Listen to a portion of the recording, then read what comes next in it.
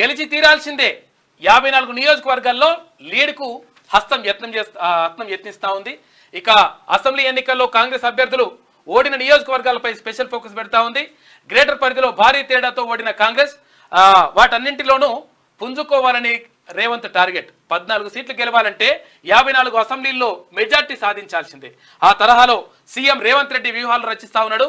ర్యాలీలు, రోడ్డు షోలు, corner మీటింగ్లతో busy అయిపోయాడు. తెలంగాణ లోక్సభ ఎన్నికల ప్రచార పర్వం ముమ్మరంగా సాగుతుంది.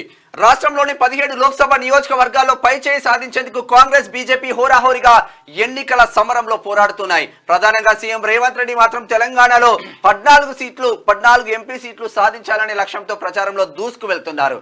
ఈ క్రమంలోనే సీఎం రేవంత్ సరికొత్త వ్యూహాలకు పదును పెడుతున్నారు.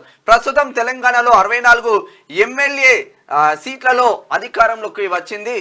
అయితే కంప్లీట్ గా ఎన్ని పరిస్థితుల్లో మాత్రం 14 సీట్లు గెలవాలని టార్గెట్ అయితే పెట్టుకున్నారు.